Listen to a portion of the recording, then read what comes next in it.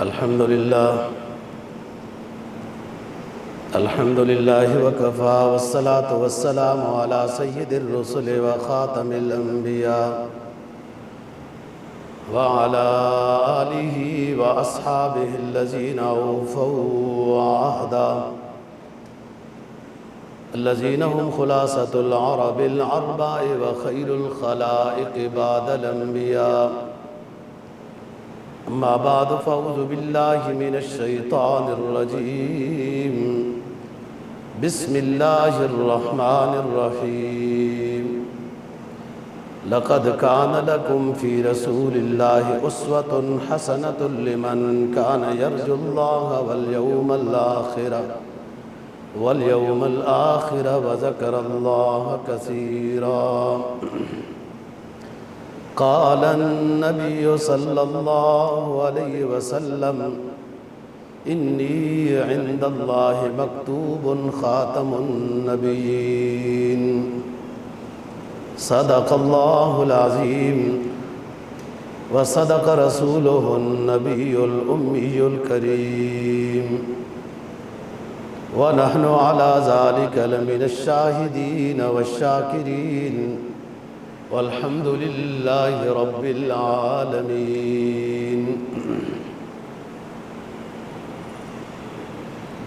سورہ احزاب 21ویں پارے کی ایک آیت کریمہ تلاوت کی ہے،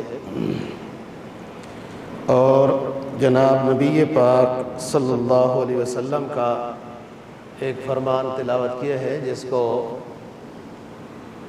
ابن ماجہ نے روایت کیا ہے۔ قرآن مجید کی آیت کا مفہوم یہ ہے: لقد کان لکم فی رسول اللہ۔ عربی گرامر کے لحاظ سے جب کسی جملہ فعلیہ کے شروع میں لقد آتا ہے تو وہ قسم کے معنی میں ہوتا ہے۔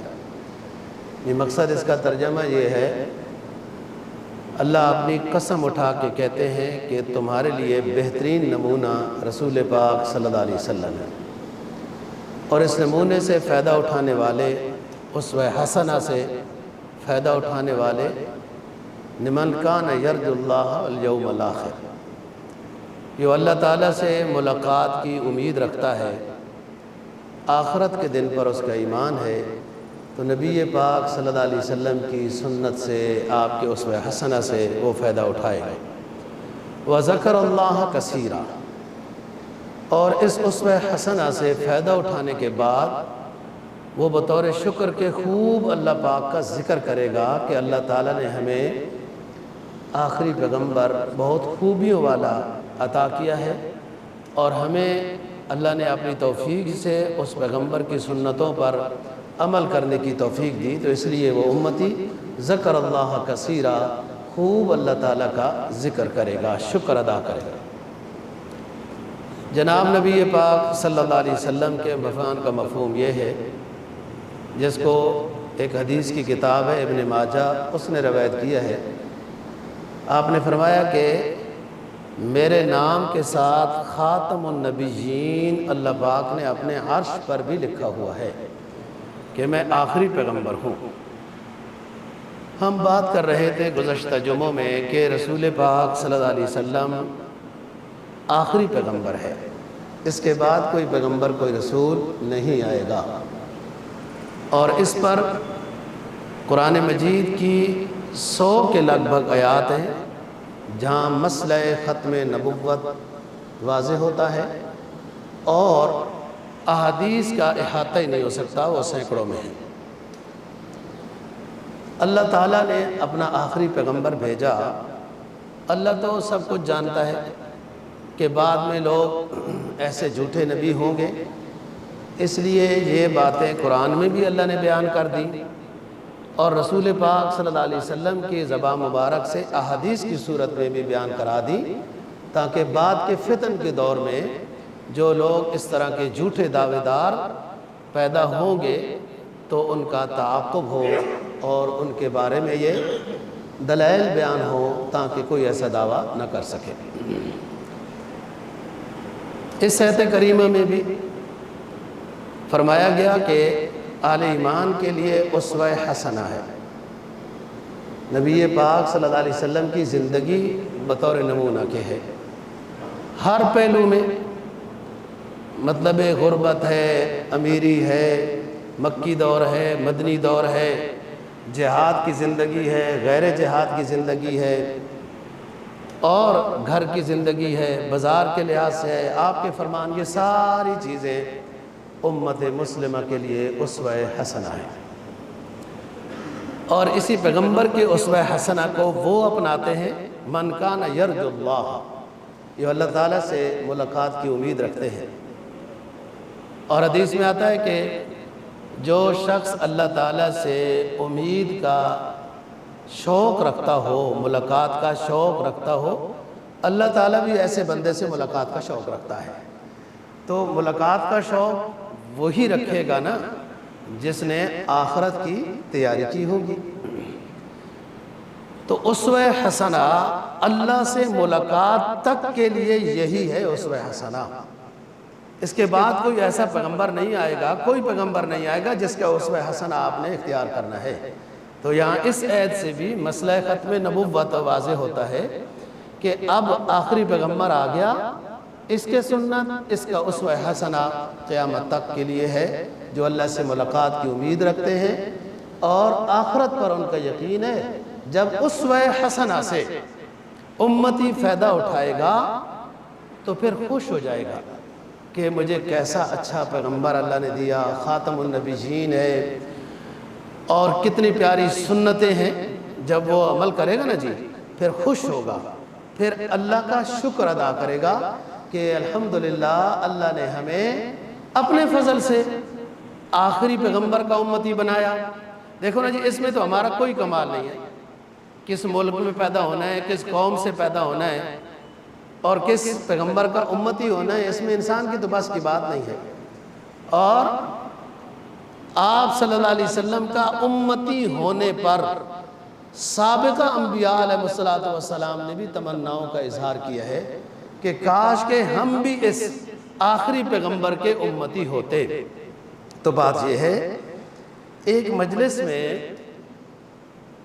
چند صحابہ کرام رضی اللہ عنہ بیٹھے ہیں، جس میں ابو بکر و عمر بھی ہیں رضی اللہ عنہ۔ حضرت عمر نے پوچھا کہ حضرت بعض لوگوں کے پاس، کیونکہ مدینہ میں یہودی لوگ آباد تھے، تو توریت ہے بعض لوگوں کے پاس، تو کیا ہم توریت بھی پڑھ سکتے ہیں؟ ویسے ہی بطور مطالعے کے توریت پڑھ سکتے ہیں؟ آپ نے جواب نہیں دیا۔ پھر حضرت عمر نے پوچھا، آپ نے جواب نہیں دیا، لیکن آپ کا چہرہ سرخ ہونا شروع ہو گیا۔ تو حضرت ابو بکر رضی اللہ تعالیٰ عنہ بیٹھے تھے، انہوں نے عمر کو یہ کہا کہ آپ صلی اللہ علیہ وسلم کا چہرہ دیکھو، ناگواری کا اظہار ہو رہا ہے۔ جب آپ نے سوال کیا ہے تو آپ کا چہرہ متغیر ہوا، تو ناگواری کا اظہار محسوس ہو رہا ہے۔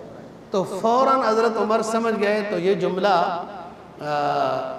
بیان کیا، رضیت باللہ ربا وبالاسلام دینا وبمحمد نبی صلی اللہ علیہ وسلم، کہ میں حاشا وکلا کوئی میلان نہیں رکھتا توریت کی طرف، ویسے پوچھ رہا ہوں، میں اپنے اللہ پر راضی ہوں، وہ میرا رب ہے، محمد صلی اللہ علیہ وسلم پر راضی ہوں، میرا آخری رسول ہے، اور جو دین لے کر آئے ہیں میں اس پر بھی راضی ہوں۔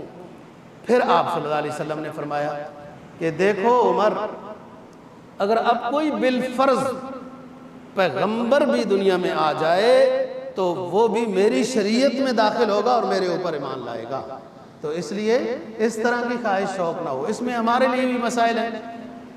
حضرت عمر تو بہت اونچے آدمی ہیں، لیکن عام آدمی کو جس کے پاس علم شریعت کی کمی ہے، وہ فرقہ ضالہ یا سابقہ کتابیں نہ پڑھا کرے، اس لیے کہ اسے تو پتہ نہیں ہے، ادھر سے کوئی پڑھے گا تو ویسے کوئی ہوگا۔ جب یہ آخری شریعت ہے، آخری کتاب ہے، اس کے بعد کوئی کتاب نہیں ہے، اسی پر ایمان ہے، اور اس کے اندر ساری ہدایات موجود ہیں۔ اسلام ایسا مذہب ہے کہ ہر شعبے کی تعلیمات اسلام میں موجود ہے، لہذا آپ کو کسی شعبے میں معلومات کے لیے اسلامی تعلیمات سے ہٹ کر دوسری جگہ میں جانے کی ضرورت نہیں ہے۔ اس لیے اپنی شریعت میں رہیں، اس کا مطالعہ کریں اور صحیح مستحکم کریں مطالعے کو، مستند کتابوں کا مطالعہ کریں اور ضرور مستند عالم دین کے مشورے کے ساتھ چلیں، ورنہ فرقہ ضالہ شروع سے لے کر اب تک کتابیں بھی الٹی سیدھی لکھی جاتی رہی، تاریخ الٹی سیدھی لکھی جاتی رہتی ہے وغیرہ۔ جو علماء ہوتے ہیں ان کے سامنے سے یہ ساری کتابیں، سارے حالات گزرے ہوتے ہیں، وہ آپ کو مستند تفسیر بھی بتائیں گے، مستند حدیث کون سی کتاب ہے۔ ظاہر عربی تو آپ جانتے نہیں ہیں، جو اردو ترجمہ ہے وہی پڑھنا ہے، تو اردو ترجمہ کس کا ہے وہ تاکہ پتہ چلے کہ مستند عالم کا مطالعہ، کتاب کا آپ مطالعہ کر رہے ہیں۔ یہی بات ہے کہ آپ نے فرمایا کہ میرے بعد خلفائے راشدین کی سنت پر عمل کرنا، یہی کہ میرے بعد مسئلہ پوچھنا ہو تو بعد ابو بکر عمر کے بارے میں بتایا کہ ان سے مسئلہ پوچھنا ہے۔ یہ ساری چیزیں یہ پتہ بتا رہی ہیں کہ نبی آخر الزمان صلی اللہ علیہ وسلم یہ آخری پیغمبر ہے۔ قرآن مجید کی آیت ہے قل یا ایھا الناس انی رسول اللہ الیکم جمیعا الذی لہ ملک السماوات والارض یحیی ویمیت۔ اے نبی آپ فرما دیجئے کہ تمام روئے زمین کے جن و انس کے لیے مجھے پیغمبر بنا کر بھیجا گیا ہے، میرے بعد کوئی پیغمبر نہیں آئے گا۔ اور آپ صلی اللہ علیہ وسلم کا فرمان جس کو امام مسلم نے روایت کیا ہے، آپ نے فرمایا کہ حضرت آدم علیہ السلام سے لے کر عیسیٰ علیہ السلام تک پیغمبر آتے رہے، اور اس کو یوں سمجھو کہ نبوت کا محل تیار ہوتا رہا۔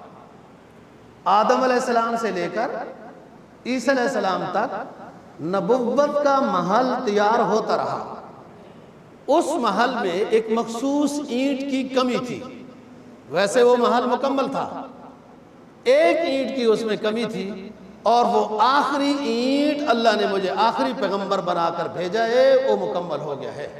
اب نبوت کا محل مکمل ہے، جس میں کمی تھی کہ آخری اینٹ لگائی جانی تھی، وہ میں آخری پیغمبر اللہ تعالیٰ نے مجھے بنا کر بھیجا ہے۔ تو بات یہ دوستو، ہم جو بات کر رہے ہیں، آپ صلی اللہ علیہ وسلم آخری پیغمبر ہیں۔ قرآن مجید کی واضح آیت ہے خاتم النبی جی، اور اسلام کو کمزور کرنے کے لیے یہ چیز تیار کی گئی ہے جو گزشتہ جمعے پہ ہم تفصیل سے بیان کر چکے ہیں۔ اور لوگ انگریز سمجھتے تھا علماء کمزور ہیں، اس نے علماء کو کمیوں کا درجہ دیا ہوا تھا نا، جیسے آپ سمجھتے ہیں کہیں کہیں آپ لوگوں کو بھی بس چلتا ہے تو علماء کو کمیوں کا ہی درجہ دیا ہوا ہے نا، اسی کی وجہ سے تو مزے کر رہے ہو۔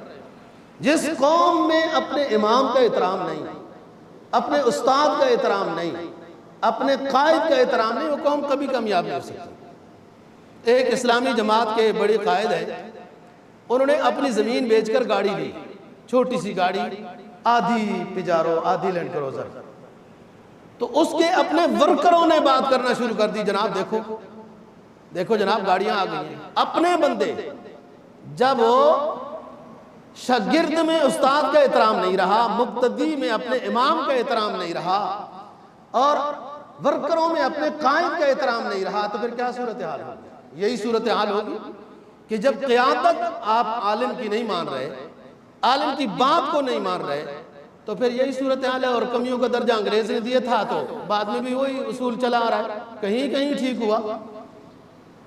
تو علماء کو کمزور سمجھا جا رہا تھا اور انگریز نے کمزور کر بھی دیا تھا، اور اس میں کتنے علماء کو دفتروں کے اوپر لٹا کر، درخت شاملی سے درختوں پر لٹکا کر گولے مار دیے گئے تھے، شہید کر دیا گیا جب تاریخ چلی وغیرہ وغیرہ۔ اسلام تعلیمات کے لحاظ سے بھی کمزور ہو گیا تھا، تو پھر دارالعلوم دیوبند بنا، دوسرا مدرسہ بنا، تیسرا بنا کہ لوگوں کا نماز روزہ تو ٹھیک ہو جائے، علماء تو سارے آپ دنیا سے چلے گئے، 3-4 عالم رہ گئے تھے صرف۔ اتنی محنت کر کے انگریز، وہ سمجھتا تھا کہ مولوی کمزور ہے، ویسے بھی کمزور ہے، ہم نے کمیوں کا درجہ دیا ہوا ہے، اب مار بھی بہت دیے ہیں تو اب یہ کچھ بھی نہیں کر سکتے۔ اس نے پھر وہ آخری کیا نام ہے، وہ قیدیانی مرزا غلام احمد کو نبی ظاہر کیا اور اس کو اٹھایا، اس کی مدد کی وغیرہ وغیرہ، کہ ادھر تو مولوی کمزور ہیں، اب کیا عوام تو کچھ بھی نہیں کر سکتی۔ یہ مسئلہ ہوا، انگریز کے خلاف تاریخ جو چل رہی تھی وہ بھی کمزور ہو جائے گی، علماء بہت سارے شہید کر دیے گئے، اور اکثر لوگ یہی سمجھتے ہیں مولوی لوگ کمزور ہوتے ہیں، کیا چیز ہے وغیرہ۔ قدرت کا نظام ہے، جب انسان سے اللہ پاک کام لینا چاہے تو وہی تھوڑے بہت جو علماء تھے وہ تو چند سالوں میں اور علماء تیار بھی ہو گئے۔ قیدیانیوں کے خلاف جو تاریخ چلی علماء نے چلائی اور کامیاب ترین ہوئی، اور پاکستان کی دھرتی پہ ان کو کافر بھی قرار دے دیے گا۔ اور جو تاریخ انگریز کے خلاف چلی علماء نے چلائی، کامیاب ترین ہوئی، اور انگریز واپس جانے کے اوپر مجبور ہو گیا، اور انگریز کی بھی غلط فہمی دور ہو گئی۔ کچھ اور انگریز کے پالتو جو تھے کہ وہ بھی یہی سمجھتے تھے کہ مولوی لوگ کمزور ہوتے ہیں، ان کی بھی غلط فہمی دور ہو گئی ہے کہ علماء کمزور نہیں ہوتے، ان کے پاس اللہ رسول کا علم ہوتا ہے۔ آپ مالداری سمجھتے ہیں کہ پیسہ زیادہ ہو، پیسہ زیادہ ہو، نہیں، الغنا غنا النفس، مالداری تو قلب کی مالداری ہوتی ہے۔ جس کو دل میں اللہ نے علم شریعت عطا کی ہو وہ سمجھتا ہے میری ذمہ داری کیا ہے۔ اب بھی دیکھو عوام تو خاموش ہے نا، اگر سپریم کورٹ کے خلاف کوئی بات چل رہی ہے، اس نے جو گول مول فیصلہ کیا تھا، یا کوئی اجتماع منعقد ہو رہا ہے یا کوئی جلسہ ہو رہا ہے، تو اس میں علماء ہی کر رہے ہیں نا، عوام کو دعوت دے رہے ہیں اور ان کو جگا رہے ہیں۔ تو بات یہ ہے دوستو، یہ تاریخیں دو بہت بڑی تاریخیں تھی، ان کی قیادت علماء کے پاس تھی۔ ہرگز نہ سمجھو علماء کمزور ہوتے ہیں، ہر بے شک گماں مبر کے خالیس، شاید کے پلنگ خفت باشد۔ آپ کے جو بنیادی عناصر ہیں، اسلام کے جو ستون ہیں، ان کی پاسداری اور حفاظت کرنے والے علماء حق ہوتے ہیں۔ ہر دور میں ان کی قدر و منزلت سے آپ کا بھی مقام ہوگا۔ اور یہ جو اسلام ہے، بنیادی چیزیں ہیں، ارکان اسلام ہے، اسلامی معیشت ہے، تجارت ہے، رہن سہن ہے، یہ کون اسلامی تعلیمات کے ذریعے سے بتائے گا؟ جو عالم ہوگا وہ بتائے گا۔ جو اردو پڑھ کے نا بغیر علم کے اپنے طرف سے اردو پڑھ کے کیا سکالر بنے گا؟ امام مہدی کا انکار، عیسیٰ علیہ السلام کی حیات کا انکار، فلاں انکار، منکرین حدیث بن جائے گا۔ کوئی دوسرا آئے گا اردو پڑھ کر، وہ جناب صحابہ کے خلاف، اہل بیت کے خلاف، یہ اس کو مطالعے نے سبق دیا ہے۔ یعنی نبی کی جو پہلی جماعت ہے، جو شاگرد ہے نا جی، جس نے نبی سے سبق حاصل کیے اور بعد میں امت کو پہنچایا، آپ اس جماعت کو ہی مقدس نہیں مانتے تو آپ شریعت کو پھر کیسے مان رہے ہیں؟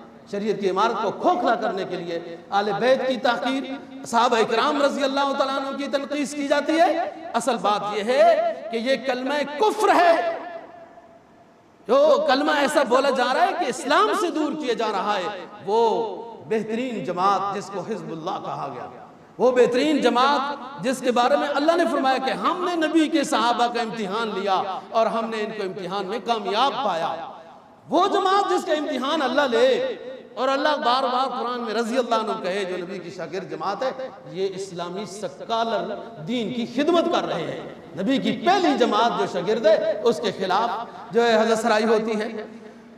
تو بات یہ ہے دوستو، نبی پاک صلی اللہ علیہ وسلم آخری نبی ہے، ہر امتی کا فریضہ ہے وہ اس طرح کے علوم کو حاصل کرے، نیک مجلسوں میں رہے، اس کو اپنے عقائد کے بارے میں، پیغمبر کے بارے میں، ان چیزوں کے بارے میں اس کو معلومات ایسی ہونی چاہیے کہ جیسے مسئلہ ختم نبوت کی کوئی بات کرے، کوئی تنقیص کرے، کوئی اس طرح کرے تو فوراً یہ ببر شیر کی طرح پڑ جائے کہ یہ حدیث ہے، یہ قرآن ہے، تم کافر ہو، مرتد ہو، اور اسلامی آئین کے مطابق، پاکستانی آئین کے مطابق کہ تم کافر ہو۔ ہم نے کافر قرار دے کر خوشی ہو گئی، اچھی بات ہو گئی، لیکن محنت جس طرح مسئلہ ختم نبوت میں جاری رکھنی تھی اتنی نہیں جاری رہی، کیونکہ ہم مطمئن ہو گئے کہ ہم تو کافر قرار دے چکے ہیں، اور وہ نہیں سوئے، اپنی سازشیں، اپنے مکر و فریب، اپنی ترتیب جاری رکھی، جس کی وجہ سے آئے دن آپ کو دفاع کرنا پڑتا ہے۔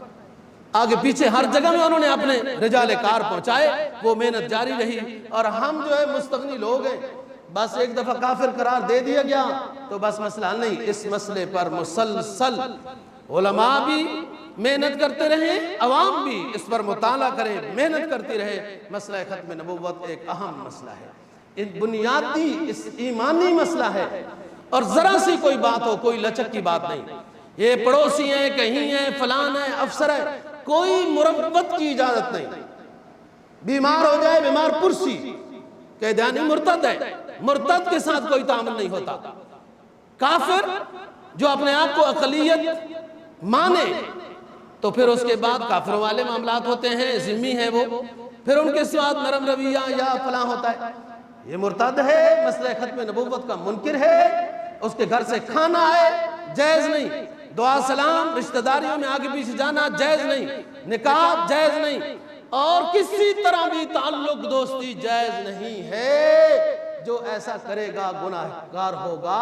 آپ صلی اللہ علیہ وسلم کو تکلیف پہنچا رہا ہے اور اللہ رب العزت کے اصول قطعیہ کے خلاف وہ کام کر رہا ہے۔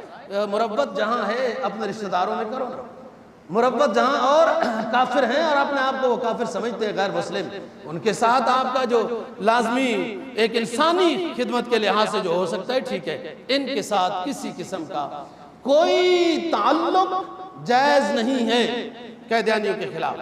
جو مرزا غلام احمد قیدیانی کے ماننے والے کبھی وہ احمدی کہلاتے ہیں، کبھی لاہوری کہلاتے ہیں، کبھی کیا کہلاتے ہیں، کبھی قیدیانی کہلاتے ہیں، کبھی مرزائی کہلاتے ہیں، اور یہ ہر رنگ میں سامنے آتے ہیں۔ کبھی مالی لحاظ سے تعاون کرتے ہیں، کبھی کسی بندے کی نوکری لگا دیتے ہیں، کبھی کسی نوکری والے کو اچھا اونچا والا گریڈ دلا دیتے ہیں۔ اس طرح کے تعاون سے بچو، آخرت اصل چیز ہے، مسئلہ ختم نبوت پر ایمان لانا اصل چیز ہے۔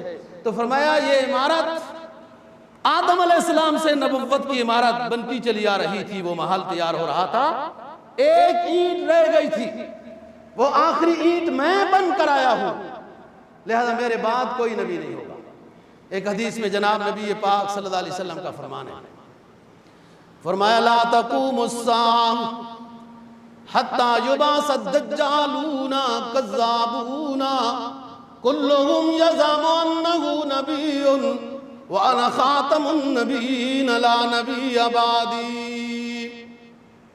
قیامت تک مختلف طرح کے جھوٹے نبوت کے دعوے دار اٹھتے رہیں گے، سمجھ کے رہنا، اپنے آپ کو ہوشیار بنا کے رکھنا، ہر کوئی كُلُّهُمْ يَزْعَمُ أَنَّهُ نَبِيٌّ، ہر آنے والا جھوٹا کذاب اپنے بارے میں یہ دعویٰ کرے گا کہ میں نبی ہوں، لیکن سن لو میرے امتیو، انا خاتم النبیین لا نبی بعدی، میں اللہ کا آخری نبی ہوں، میرے بعد کوئی نبی نہیں آئے گا۔ یہ ضروری مسئلہ ہے، اور ہم جیسے اور دین کے مسائل اور احکام کے بارے میں سست ہیں۔ اگر کسی کے ساتھ اردو میں بات کی جائے تو کہتے ہیں اردو میری ویک ہے، اچھا، اور اتنی انگلش مجھے بھی آپ کے ساتھ رہ کر آ گئی نا جی، سٹ ڈاؤن بھی آ گیا ہے، ویک بھی آ گیا ہے، اور اگر اس کو عربی مسئلہ کوئی شرعی مسئلہ بیان کرنا ہو نا تو لوگ کیا کہتے ہیں، بس جی اسلام میں تو ہم کمزور ہیں، اردو میں ویک ہیں، اسلام میں کمزور ہیں، تو یہ قابل فخر بات ہے۔ آپ اپنی قومی زبان میں ویک ہیں، ویک کا مطلب کیا ہوتا ہے، لیک ہو، مطلب کوئی چیز گر گئی ہے، کیا پتہ نہیں، تو اور اسلامی مسائل کے بارے میں آپ کمزور ہیں، اور یہ قابل فخر بات کی جاتی ہے۔ بابو آپ اپنی قومی زبان کے ساتھ محبت کریں، اپنے ملک کے ساتھ محبت کریں، کھائیں یہاں، افسری یہاں، پروٹوکول یہاں، بڑے بڑے عہدے یہاں، اور بنگلہ بناؤ سوئٹزرلینڈ میں۔ کیا آپ نے ملک کے ساتھ وفا کی ہے؟ یہاں ادھر ہر موسم ہے، ہر فضا ہے، ہر طرح کی صحتیں ہیں، یہاں پر صحتیں اعمال سے ہوتی ہیں، اپنے اعمال ٹھیک کرو، صحت اچھی ہوگی۔ صحت سوئٹزرلینڈ میں جنہوں نے محل بنائے رہنا بھی نصیب نہیں ہوا جی۔ تو بات یہ ہے سارے فوائد اپنے ملک سے حاصل کرو، اور جب اپنا گھر بنانے کا ٹائم آیا تو غیر ملکوں میں جا کے بناؤ۔ یہ وفاداری ہو رہی ہے، یہ افسران کی اپنے ملک کے ساتھ وفاداری ہو رہی ہے۔ کیا بات ہے جی وفاداری کی۔ تو بات یہ دوستو، اپنی قومی زبان سے محبت، اپنے قومی لباس سے محبت، اپنے ملک سے محبت، یہ دینی فریضہ ہے۔ اردو اچھی ہونی چاہیے، اور دینی مسائل بھی لازمی پتہ ہونے چاہیے۔ یہ کیا بات ہے جو ہم کمزور ہیں، سیکھا کیوں نہیں ہے؟ اور تو بہت کچھ سیکھ لیا جو سیکھنا تھا، جو آسان ہے۔ قرآن تو دعویٰ کرتا ہے کہ ہم نے اس کتاب کو آسان بھیجا ہے، آسان۔ آپ سمجھنا چاہیں، سیکھنا چاہیں، نصیحت حاصل کرنا چاہیں اس کتاب سے آج حاصل کر سکتے ہیں، مشکل زبانیں پڑھ لی ہیں۔ فرمایا وَلَقَدْ يَسَّرْنَا الْقُرْآنَ لِلذِّكْرِ فَهَلْ مِن مُدَّكِرٍ، ہم نے اس قرآن مجید کو بڑا آسان نازل کیا ہے، کیا کوئی ہے اس قرآن سے نصیحت حاصل کرنے والا؟ یہ تو آسان زبان میں ہے، استاد کے بغیر نہیں آئے گا، استاد کے بغیر آئے گا تو جنت دوزخ کا انکار کر دے گا، استاد کے بغیر آئے گا تو اس کو اپنی 12 بور ریفل کا نشانہ صحابہ نظر آئیں گے، استاد کے بغیر سکالر بنے گا تو پھر انکار مادی کبھی انکار، عیسیٰ کبھی انکار، فلاں کبھی، اور زکوٰۃ جو حکومت کو ٹیکس دیتے ہو وہی زکوٰۃ ہے۔ اسلام سے دور کرنے کے کیسے حربے میٹھی میٹھی زبان کے ساتھ کیے جاتے ہیں، اور علماء لوگوں کو سخت نظر آتے ہیں، وہ دیکھو میٹھے میٹھے ہیں، علماء سخت نظر آتے ہیں۔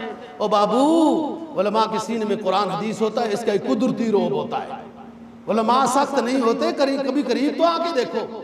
اور ویسے بھی روحانی صحت کے لحاظ سے بھی، جسمانی صحت کے لحاظ سے بھی کڑوی دوائی ہی مفید ہوتی ہے۔ بہت شوگر کھا لیا نا، صحتیں خراب ہو گئی، بہت میٹھی میٹھی باتیں سن لی، روحانیت خراب ہو گئی۔ قُلِ الْحَقِّ وَإِنْ كَانَ مُرًّا، حق بولنا چاہیے اگرچہ کڑوا ہوتا ہے بولنے والے کے لیے بھی۔ اسے بھی پتہ ہے ہزاروں نمازی ہیں، 4 یوں باہر نکل کے باتیں کریں گے، یوں نکل کے باتیں کریں گے، کچھ میرے بھی ہوں گے، پرواہ نہیں ہے، اللہ رسول راضی ہونا چاہیے۔ حق سننا بھی کڑوا ہے، حق بولنا بھی کڑوا ہے، لیکن مفید روحانیت کے لیے یہی ہے، حق بھی ہے۔ اور صحت کے لحاظ سے بھی بہت برباد کر دی، ظاہری جسمانی صحت کی بات کر رہا ہوں کہ بہت میٹھی چیزیں کھا لی ہیں، کڑوی چیز جسمانی صحت کے لیے وہ مفید ہوتی ہے۔ پہلے زمانے میں حکیموں کے پاس جاؤ وہ کڑوی چیز دیتے ہوتے تھے، اب نظام ہی سارا خراب ہو چکا ہے۔ تو بات یہ ہے دوستو، علماء کے قریب آنے سے اصلی اسلام ملے گا، حق بات ملے گی۔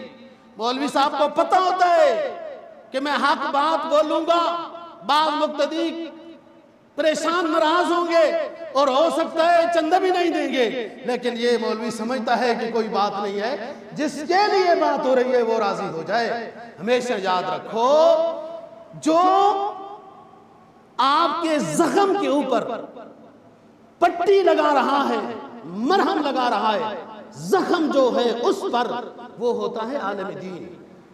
معاشرے میں سود ہے جو اس کے خلاف بولے، معاشرے میں رشوت ہے جو اس کے خلاف بولے، معاشرے میں بدنظری ہے جو اس کے خلاف بولے، معاشرے میں جھوٹ رواج پا چکا ہے جو اس کے خلاف بولے، معاشرے میں کرپشن ہے جو اس کے خلاف بولے۔ یہ وہ زخم ہے ہمارے معاشرے کے جسموں پر، جس زخم کے اوپر عالم دین پٹی رکھتا ہے۔ اور جو مطلب زخم کو سمجھتا ہی نہ ہو، وہ ڈاکٹر زخم کو سمجھتا ہی نہیں تو پٹی کیا رکھے گا؟ وہ ویسے ہی فضائل بتا کر کہ تو نے تو یوں کر دیا تو یوں کر دیا، اس کو گناہوں کی طرف نشاندہی نہیں ہوگی۔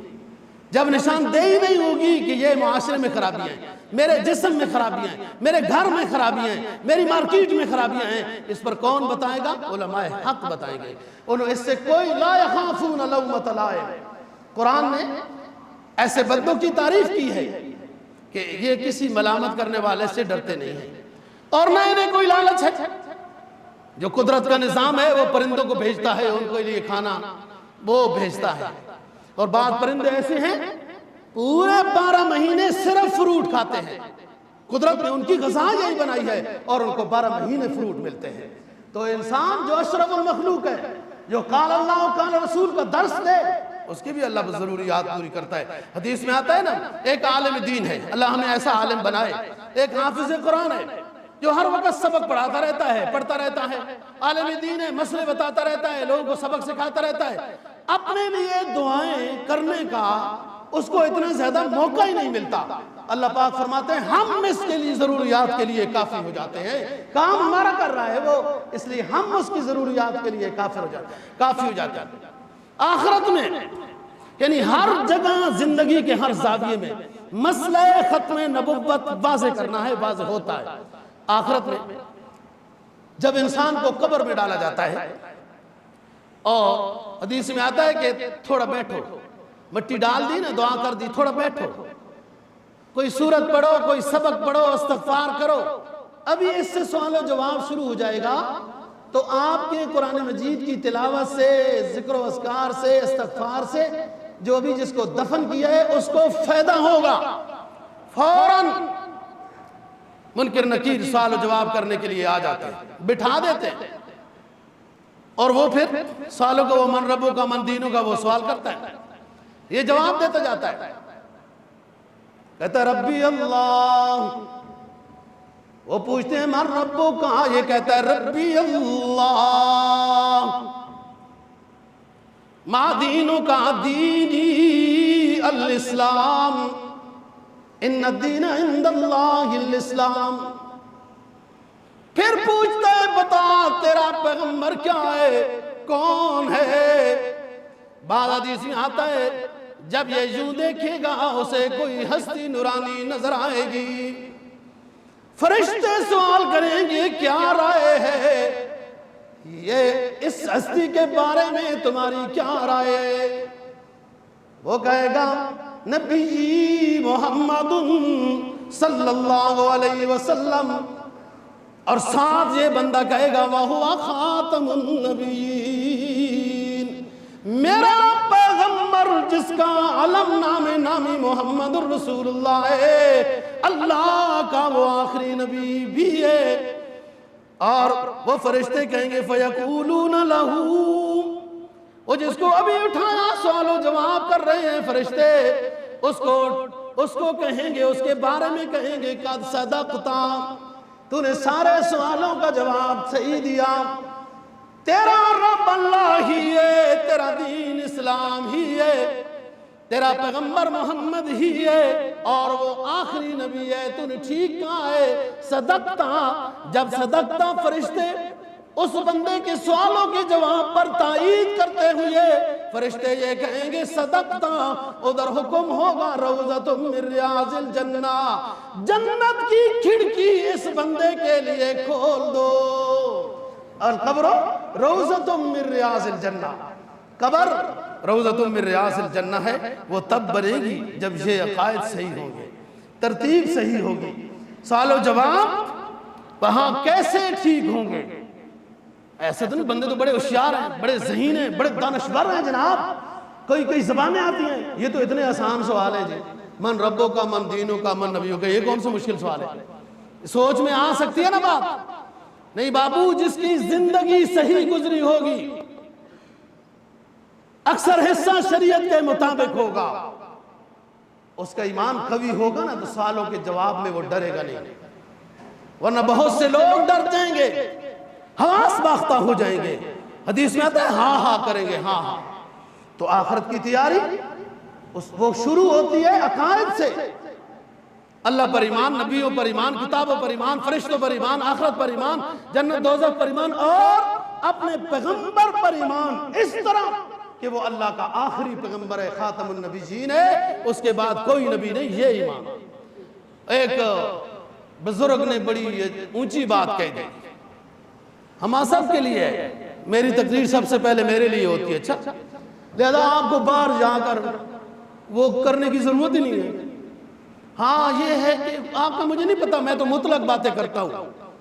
وہ ہمارے گاؤں میں مسجدیں ہوتی ہیں، ساتھ ایک ڈیرہ بھی ہوتا ہے، مسجد میں نماز شماز پڑھ کے نا جی وہ ڈیرے میں بیٹھ جاتے ہیں، ویلے لوگ ہیں، کبھی ہل چلانا ہوتا ہے، کبھی تھریشر چلانی ہوتی ہے، ویسے تو فارغ ہی ہے نا، بڑی مہربانی ہے جو نماز ہی پڑھنے آ جاتے ہیں، پھر شروع ہو جاتے ہیں۔ امام صاحب نے آج کی رات لمبی کی تھی، آج امام صاحب بھول گئے تھے، آج امام صاحب کل وہاں نظر آئے تھے، مطلب اور کوئی کام ہی نہیں ہے، یہی کائنات کی کوئی مظلوم مخلوق نظر آئی ہے، اور آپ کی کوئی گپ شپ ہی نہیں ہے۔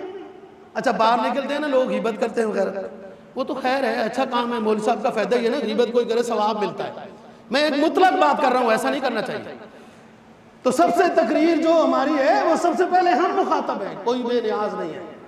فرمایا اعمل لدنیا کا بے قدر بقاء کا فیا، اعمل لآخرتک بے قدر بقاء کا فیا، اے بندے دنیا کے لیے اتنی محنت کر جتنا تو نے اس میں رہنا ہے۔ اعمل لدنیا، بقدر بقائک فیہا اعمل للآخرہ بقدر بقائک فیہا۔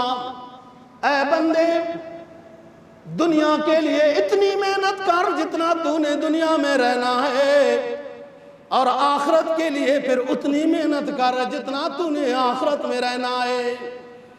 یہ دنیا مزرعۃ الآخرہ ہے، اس میں اللہ پاک نے موقع دیا ہے اپنی رضا حاصل کرنے کے لیے، موقع دیا پیغمبر کی شفاعت حاصل کرنے کے لیے۔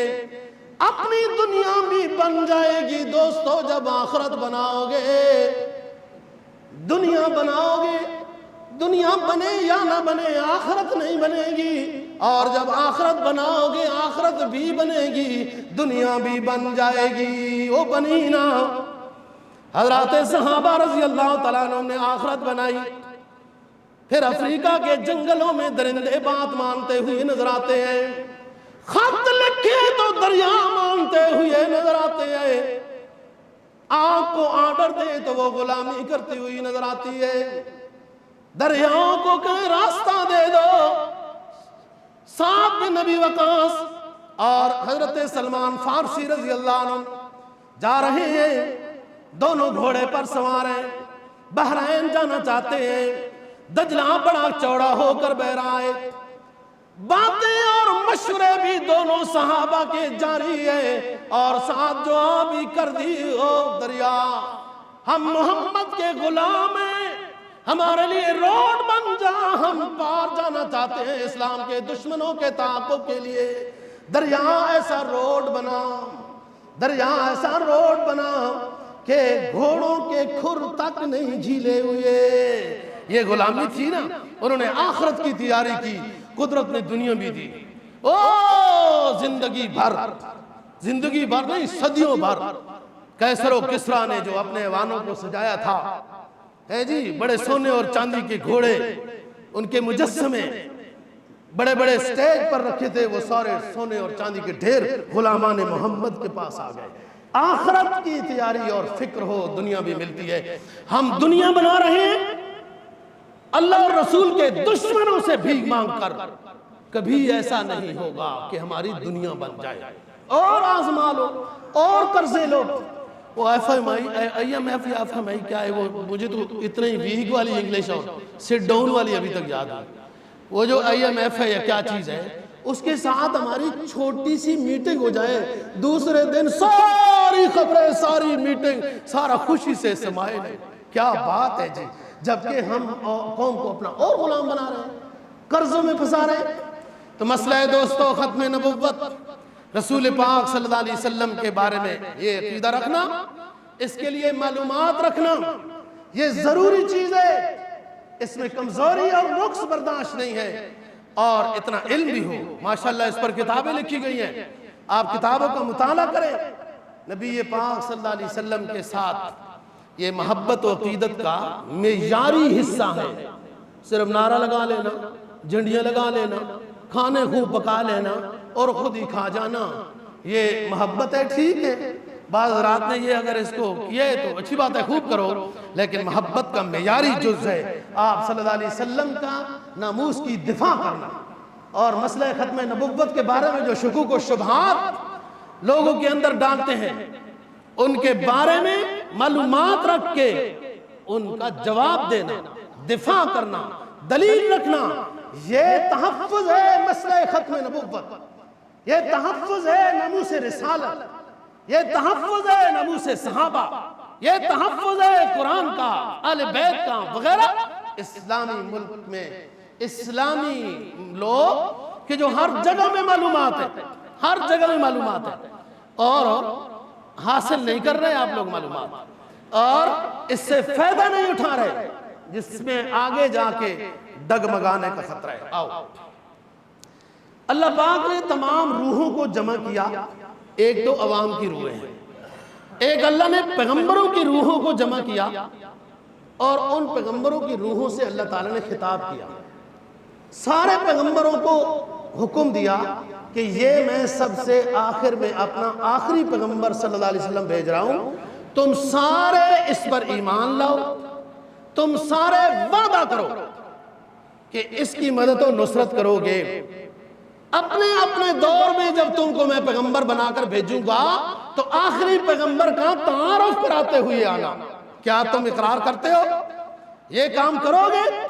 جیسے بعض دفعہ مولوی لوگ تقریر کرتے ہیں نا جی، تو یوں کہتے ہیں نا ہاں بھائی ہاتھ کھڑا کر کے کہو، میں ہاتھ کو نہیں کہتا ہوں، مجھے پتہ ہے آپ اچھی سی بات میں کہتا ہوں تو سبحان اللہ کرتے ہوئے ڈرتے ہیں کہ پتہ نہیں کیا بنے گا۔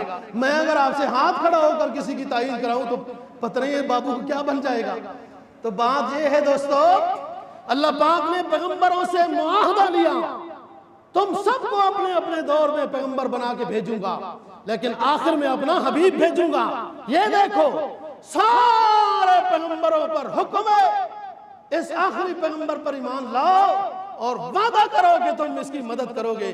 تو سب نے اقرار کیا، وعدہ کیا، جو تیسرے پارے میں آخری رکوع شروع ہو رہا ہے اس میں۔ تو بات یہ ہے دوستو، اور پہلی کتب بے شک ان کو خود بھی نہیں آتی جن کی کتابیں تھیں عیسائیوں کی، یہودیوں کی نا جی، ویسی ایک قوم یہودیوں نے بنائی ہوئی ہے کہ جس کا کام ہے مطلب اپنی کتاب ہی پڑھنا۔ انہوں نے بھی کچھ پاپ پودری وغیرہ تیار کی ہوئی ہے۔ ان کی کتابوں میں نبی آخر الزمان ہمارے پیغمبر محمد بن عبداللہ صلی اللہ علیہ وسلم کے بارے میں باتیں موجود ہیں، بشارتیں موجود ہیں، آپ کا آخری نبی ہونا موجود ہے۔ پاکستان میں مکالمہ بین المذاہب ایک ادارہ ہے، مکالمہ بین المذاہب، یہ کاموکے میں ہے، کاموکے میں مولانا عبدالرؤف فاروقی صاحب مدرسے لوہم اس کے بڑے ہیں، تو اور آپ سیکھنا چاہیں تو سیکھیں۔ یہ میرے ہم زلف صاحب کے رشتہ دار ہیں، دیکھو ہماری لین کیسے ملی ہے، کاموکے میں۔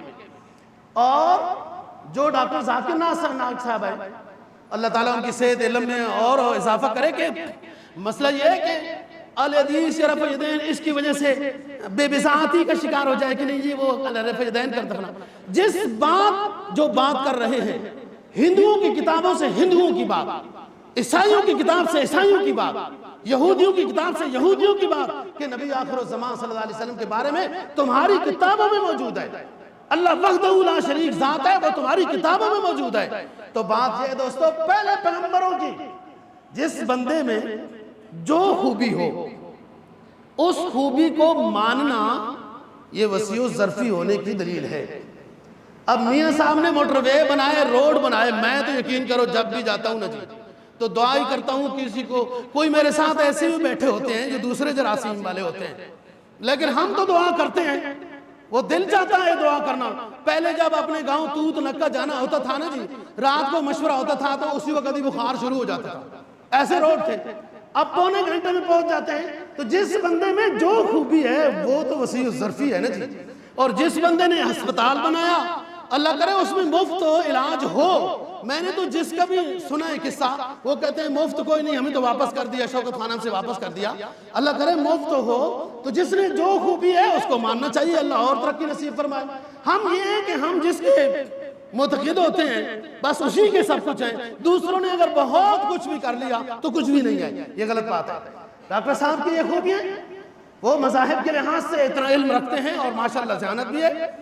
تو بات یہ انہی کی کتابوں میں یہ بات لکھی ہوئی ہے کہ نبی آخر الزمان صلی اللہ علیہ وسلم آئے گے، اور ہماری کتابوں کی کیا، وہ بھی تو کوئی پڑھتے نہیں ہیں۔ میں جو بات کر رہا تھا، انبیاء سے اللہ نے وعدہ لیا، فرمایا وَإِذَا أَخَذَ اللَّهُ مِيثَاقَ النَّبِيِّينَ لَمَا آتَيْتُكُم مِّن كِتَابٍ وَحِكْمَةٍ ثُمَّ جَاءَكُمْ رَسُولٌ مُصَدِّقٌ لِّمَا مَعَكُمْ لَتُؤْمِنُنَّ بِهِ وَلَتَنصُرُنَّهُ قَالَ أَأَقْرَرْتُمْ وَأَخَذْتُمْ عَلَىٰ ذَلِكُمْ إِصْرِي قَالُوا أَقْرَرْنَا قَالَ فَاشْهَدُوا وَأَنَا مَعَكُمْ مِنَ الشَّاهِدِينَ۔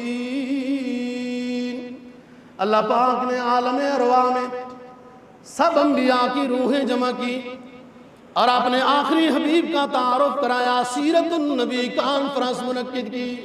سننے والے سارے پیغمبر، آخری پیغمبر کی سیرت بیان کرنے والا اللہ رب العزت، اور اجتماع حضرات انبیاء علیہ السلام کا اللہ نے فرمایا تم سب کو اپنے اپنے دور میں پیغمبر بنا کر بھیجوں گا، یہ میرا آخری پیغمبر آئے گا۔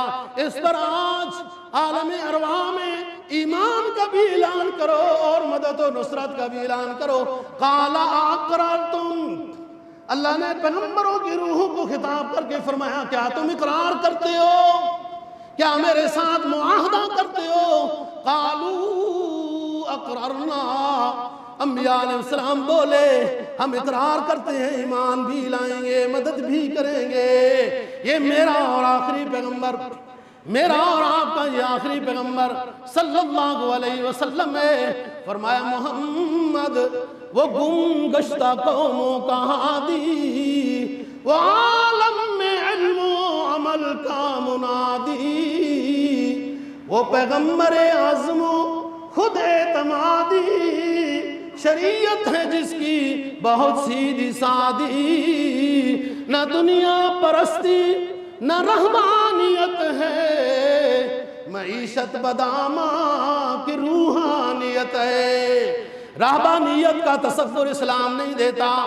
آپ بازار میں جاؤ سنت کے مطابق، آپ کاروبار کرو سنت کے مطابق، تو یہی آپ کی روحانیت ہے۔ میرا کہنا اور سننا اللہ قبول و منظور فرمائے۔ وآخر دعوانا الحمدللہ رب العالمین۔